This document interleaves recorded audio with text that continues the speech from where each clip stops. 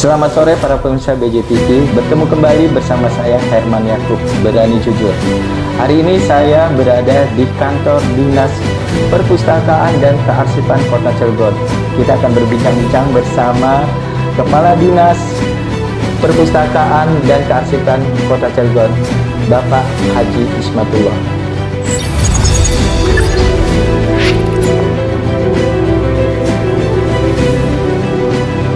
Assalamualaikum Pak Haji. Waalaikumsalam warahmatullahi wabarakatuh, Pak Herman. Pak Haji bisa diperkenalkan dulu nih biar pemirsa bisa tahu siapa Pak Haji. Silakan Pak Haji. Terima kasih. Assalamualaikum warahmatullahi wabarakatuh. Berani Jujur, BJTV. Semoga sukses selalu, eksis dalam rangka memberikan yang terbaik untuk masyarakat Cilegon. Amin, amin, amin. Ya Pak Haji ini kan sekarang dari beberapa dinas sekarang kembali lagi ke Dinas Perpustakaan ini sendiri ya Pak Haji ya. Ya. Pak Haji, Dinas Perpustakaan sendiri kan pastinya kan punya story ya atau ceritanya berdiri seperti apa. Terus kembali lagi Pak Haji kan sudah berapa lama nih di sini ya? Ya. Apa aja sih Pak Haji yang sudah dijalankan itu semua Pak Haji? Siap, insya Allah. Yang pertama tentunya ya, saya ucapkan selamat datang dulu nih. Siap. Kantor Dinas Perpustakaan Kearsipan Kota Cilegon. Saya merasa beruntung, senang dikunjungi, dan semoga acara ini juga memberikan yang terbaik. Amin, amin, dan memberikan informasi yang jujur kepada masyarakat Cilegon. Siap. Bahwa apa yang kita lakukan di sini dalam rangka memberikan perbaikan-perbaikan, khususnya dalam hal literasi dan kearsipan. Dinas Perpustakaan Kearsipan ini menurut sejarah singkatnya awalnya bernama KPAD, Kantor Perpustakaan dan Arsip Daerah Cilegon. Nah, selanjutnya berubah menjadi DPAD, Dinas Perpustakaan Kearsipan Daerah Kota Cilegon. Dan terakhir di bulan Agustus, ya, waktu itu dirubah kembali, jadi menjadi DPK, Dinas Perpustakaan dan Kearsipan Kota Cilegon. Sehingga perubahan-perubahan nama ini memberikan sebuah perkembangan bahwa asalnya kepala kantor jadi kepala dinas. Tentunya itu memiliki struktur yang berbeda dari kepala kantor dan menjadi kepala dinas. Dengan asumsi bahwa Kota Cilegon juga berangkat punya niat ingin memperbaiki bagaimana standar literasi di Kota Cilegon dan penanganan indeks kearsipan di Kota Cilegon. Karena kita punya tugas dan tanggung jawab besar sebagai Kepala Dinas Perpustakaan Kearsipan Kota Cilegon ini, kita diberi beban dua hal tentang bagaimana meningkatkan indeks pembangunan literasi masyarakat dan meningkatkan indeks kearsipan. Dan indeks kearsipan ini tentunya memberi peran bahwa tata cara pemerintahan yang lebih rapi, ya, yang lebih baik, dalam rangka juga mengarah ke SPBE, sistem pemerintahan berbasis elektronik, dan itu merupakan bagian dalam rangka efektivitas dan efisiensi sebuah perjalanan birokrasi pemerintahan di setiap pemerintahan yang ada di Indonesia ini. Sehingga good government itu dapat diraih apabila SPBE-nya juga meningkat tajam. Ya. Sementara ini kita memang di Kota Cilegon sedang meningkatkan terus sistem pemerintahan berbasis elektroniknya. Kelihatannya itu dapat diukur apabila sebuah pemerintahan masih menandatangani sebuah dokumen, itu berarti sistem pemerintahan berbasis elektroniknya masih standar biasa. Karena depan akan menggunakan sistem tanda tangan elektronik, sudah menggunakan Sri Kandi, ya, sistem kearsipan dinamis kearsipan yang tentunya menggunakan pola digitalisasi. Ini artinya dapat diukur perkembangan Kota Cilegon akan menjadi lebih baik apabila semua itu sudah melakukan digitalisasi. Nah, dan itu beberapa kisah sementara dan tugas-tugas pokoknya. Tentunya itu saling menjadi lebih baik aja ke depan. Dan tentunya ini memberi peran, inspirasi bahwa kantor ini tentunya memiliki tugas dan amanat yang berat, yang sangat besar, karena masalah kearsipan itu ke depan juga kita akan merambah kepada kearsipan masyarakat. Arsip-arsip vital di masyarakat itu ternyata mulai harus kita perhatikan. Nah, kita akan menuju ke sana insya Allah. Artinya lebih berkembang kembali lah ya Pak Haji ya, dengan adanya perubahan nama ini gitu ya Pak Haji. Ya, tentunya dengan mengakses perubahan nama, tugasnya bertambah besar. Lebih besar lagi gitu ya. Dikarenakan skop kearsipan itu ternyata sama saja levelnya itu dengan seorang pimpinan daerah yang mencakup kepada seluruh urusan masyarakat Kota Cilegon. Jadi gambarannya kalau ada 470.000 penduduk Kota Cilegon, kalau satu orang memiliki 2 arsip aja, berarti sudah hampir 1 juta. Sementara orang di Cilegon ini saya jamin satu orang memiliki arsip ijazah aja, arsip vital itu kalau dari SD, SMP, SMA, ya. Terus sampai perguruan tinggi sudah ada 4 ijazah sama daftar nilainya itu sudah ada 8 tuh. Asumsi kita 10 dokumen berarti ada 4 juta 700.000 yang harus kita urusi dan kita harus jamin itu ke depan. Nah, ini belum kita lakukan secara maksimal di Kota Cilegon. Artinya menjaga juga di arsipan itu sendiri ya Pak Haji ya.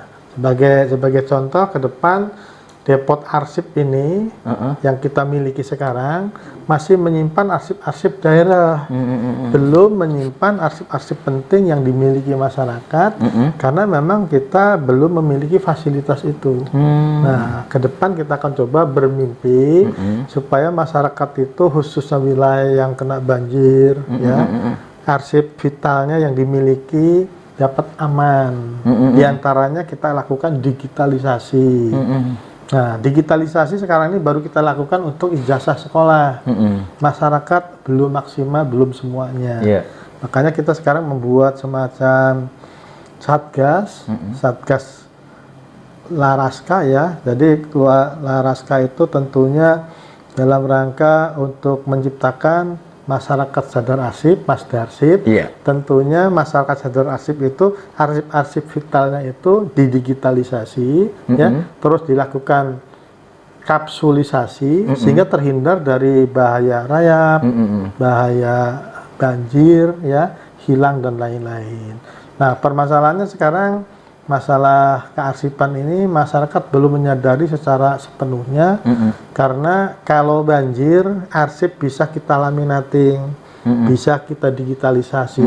Nah, kalau seandainya dicuri orang, nah ini kita tidak lagi bertanggung jawab secara individu terhadap masyarakat. Nah, dengan adanya nanti digitalisasi arsip, maka arsip-arsip itu bila ada kejadian hilang, maka kalau yang sudah digitalisasi dengan standar Dinas Perputaran Kearsipan yang kita punya scanner itu 600 dpi, maka kalau di print out itu hasilnya seperti aslinya dan dapat kita beri keterangan bahwa arsip yang kita print out itu sesuai dengan aslinya, dapat menambah dokumen masyarakat itu terlindungi. Dan bukan berarti kita mengabaikan tentang penyimpanan arsip, tapi minimal bila terjadi permasalahan arsip kita memiliki backup. Nah, ke depan Dinas Pertanian Kearsipan ini ingin menjamin kearsipan masyarakat ini lebih terlindungi lagi. Ya. Oh gitu, artinya itu bisa menjamin untuk menjadinya ke arsip itu tidak akan hilang secara langsung dan total gitu ya Pak Haji ya. Artinya kualitas layanan kita itu bukan cuma ngurusi skop di kantor, tapi juga layanan akan kita tingkatkan untuk masyarakat Cilegon. Mudah-mudahan itu bisa lebih terlaksana ya Pak Haji ya. Sudah kita lakukan di beberapa kelurahan, ada di Ramanuju, kemarin ada di Masigit, ada juga kita lakukan di Ciwedus. Sementara ini kita masih sampel-sampel kelurahan.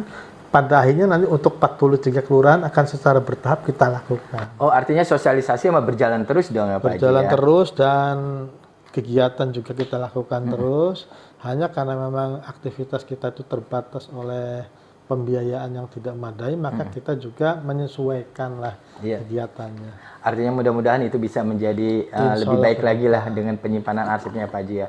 Pak Haji, kalau kita bicara arsip, kayaknya luar biasa nih ya, kalau memahami bagai arsip untuk menjaga dan menjamin tidak terjadi sesuatu apapun terjadi itu akan ada gitu. Kembali lagi dengan perpustakaan nih Pak Haji. Siap. Perpustakaan ini kan sejak dipegang Pak Haji nih, Ya. Minat baca itu kayaknya dilihatnya dari masyarakat itu terlihat gitu ya Pak Haji ya. Ya. Nah, untuk mengembangkan seperti itu apa sih Pak Haji Pak Haji jalankannya itu gitu? Ya, perpustakaan ini kan tidak bisa berdiri sendiri, khususnya indeks pembangunan literasi masyarakatnya. Karena kita menyadari bahwa kita itu ada divisi Cilegon Cerdas, sementara Cilegon Cerdas itu ada 2 OPD, ada Dinas Pendidikan dan Kebudayaan dan Dinas Perpustakaan dan Kearsipan yang bertanggung jawab terhadap pencapaian visi wali kota menuju ke Cilegon Cerdas, yang harapan kita dengan cerdas itu akan jadi sejahtera. Betul. Nah, itu endingnya. Maka kita melakukan upaya-upaya inovasi kegiatan. Salah satunya adalah kita lakukan dengan menata perpustakaan kita supaya buku-buku koleksi yang kita miliki itu buku yang dibutuhkan oleh masyarakat. Salah satunya adalah para mahasiswa yang ternyata butuh buku-buku ilmiah.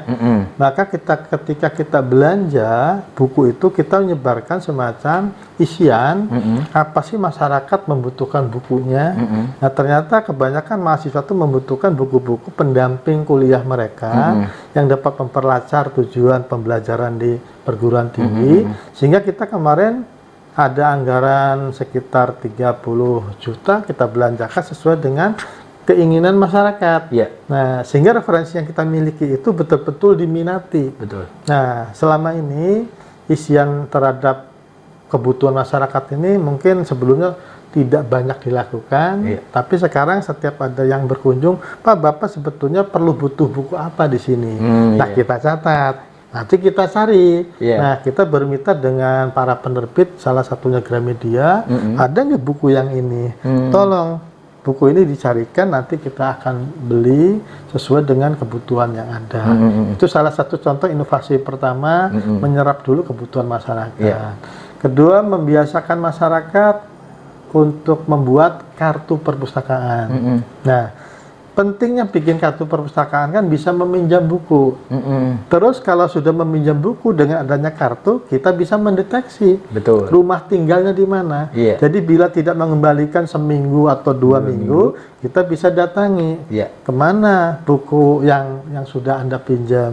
Kalau hilang ada mekanismenya, kalau belum dikembalikan, tolong kembalikan dulu. Kalau belum selesai, kita pinjamkan kembali. Maka sebetulnya dengan kartu anggota itu tujuannya kita menjamin rasa keamanan terhadap buku itu sendiri, dan yang punya buku juga dapat mudah kita akses. Karena di isian itu salah satunya adalah kita akan meminta nomor kontak personnya sehingga bisa dihubungi. Bila ternyata dengan HP tidak aktif misalkan, kita cari dikunjungi dengan alamatnya. Nah, dengan cara seperti itu kita tidak khawatir. Terus masyarakat juga kalau memang mau pinjam lagi, kita persilahkan sampai buku itu selesai dibaca. Nah, jadi kartu ini sedang kita lakukan masif terus. Setiap ada pengunjung yang datang ke sini, ya kita sarankan untuk bikin kartu perpustakaan, kartu keanggotaan, karena itu gratis, difoto langsung jadi saat itu juga. Nah, syaratnya cuma KTP, kecuali pelajar harus pakai kartu keluarga. Oh, kartu keluarga, bukan kartu pelajar ya Pak ya? Karena kartu pelajar kan nggak ketahuan orang tuanya. Oh iya, betul. Kalau kakak itu kan lengkap dia tuh, ya, sehingga bisa kita jadikan dasar untuk menuju ke mereka. Karena pelajar itu kan kelebihannya sekarang SD, besok SMP. Iya, betul. SMP nanti besok SLTA. Iya. Kalau KTP kan sudah statis, tidak berubah. Kalau pelajar kan masih berubah.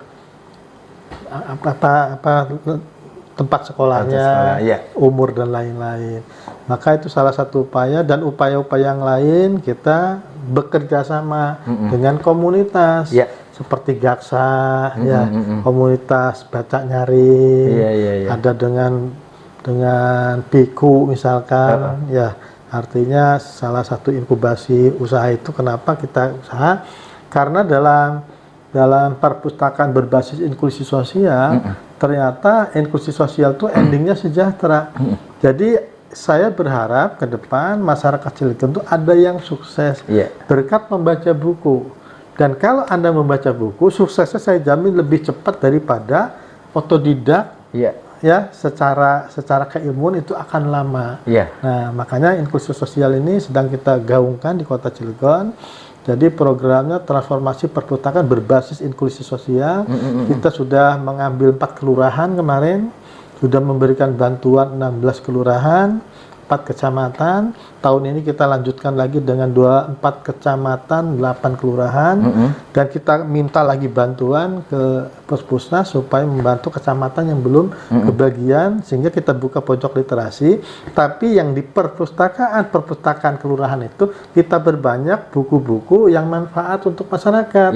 Cara menanam padi, cara bercocok tanam terong, tomat, cabai, bagaimana kalau memelihara lele misalkan. Jadi buku-buku praktis yang dapat dibaca dan dapat diimplementasikan dalam rangka mengangkat masyarakat Cilegon supaya tidak tergantung hanya pada dunia industri, sehingga bisa mandiri. Ya, jadi bercocok tanam tomat itu kan kalau sebisa-bisanya hasilnya tidak akan lebat. Ya, terong, terus misalkan bercocok tanam di halaman. Nah, ternyata buku-buku itu menyediakan praktisnya. Jadi buku-buku ini sedang kita sebarkan ke Samad melalui ke kelurahan, ke masyarakat ya.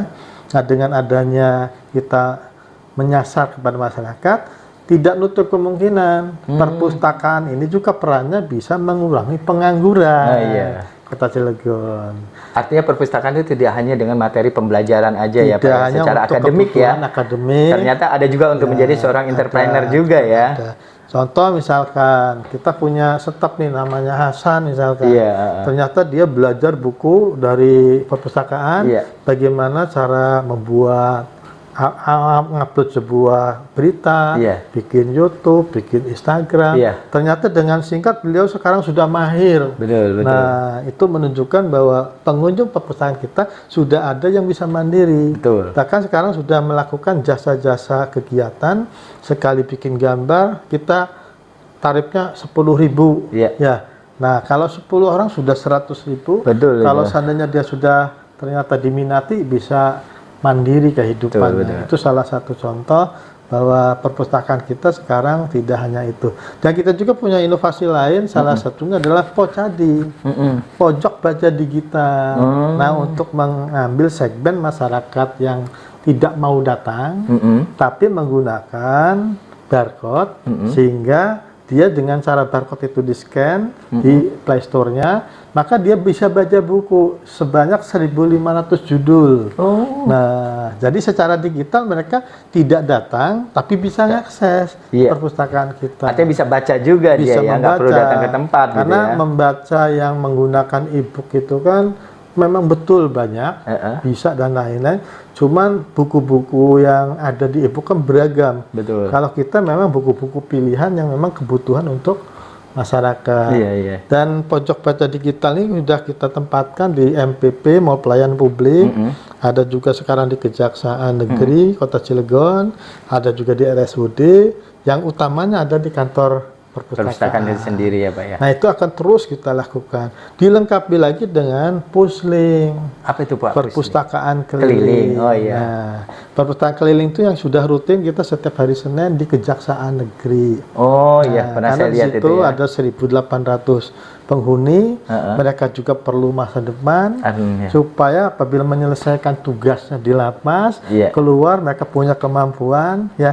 Sehingga dengan membaca harapan kita mereka menyadari kesalahan yang telah dilakukan, tidak harus terus disesali, tapi bangkit untuk menjadi manusia normal di masyarakat. Dan kita berjuang untuk masyarakat yang di lapas itu untuk memberikan pencerahan dan pengharapan di masa depan, supaya mereka juga bagian dari masyarakat Indonesia, masyarakat Cilegon, supaya kesejahteraan mereka juga menjadi lebih baik, insya Allah. Pak Haji, saya sangat menarik sekali ya dengan banyaknya wacana-wacana yang dijalankan daripada perpustakaan itu sendiri ya Pak Haji ya. Pak Haji, artinya bisa berapa jauh nih minat orang untuk membaca di perpustakaan sejak berjalannya progres yang Pak Haji jalankan ini? Ya, sekarang kita ukur dulu. Kalau menurut ayat suci, dari Al-Quran yang namanya Iqra bismi rabbikal ladzi khalaq khalaq. itu ayat pertama perintahnya bacalah. Iya. Ya. Jadi kalau Anda ingin masuk surga, baca. Iya. Nah, kalau Anda ingin pintar, baca. Bener. Kalau Anda ingin sejahtera, baca. Baca, bener. Kalau ingin kaya raya, baca. Baca. Ternyata masyarakat Cilegon ini ada hampir belasan ribu yang nganggur. Jangan-jangan mereka karena jarang baca. Iya, betul. Apakah baca buku, apakah baca koran, ya, apakah membaca podcast ini, ya, yang sifatnya sedang kita lakukan secara on air.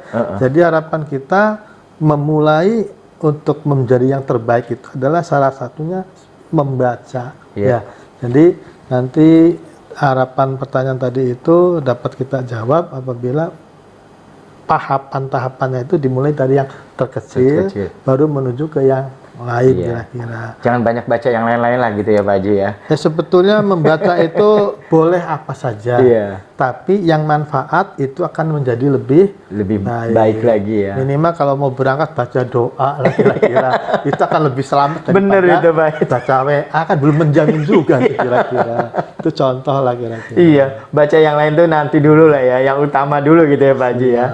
Tapi kalau untuk sekolah sendiri Pak Haji, gimana perkembangannya Pak? Nah, tadi saya belum jawab, tingkat kegemaran baca di kota Cilegon itu sudah mencapai 65. Iya, 65% ya? 65 koefisien lah, artinya bisa 65%, bisa tingkatnya 65. Ini dapat diukur dengan kota Cilegon yang sekarang sudah terkaya nomor 4 di Indonesia. Betul. Artinya orang Cilegon ini baru lahir aja sudah puluhan juta. Iya.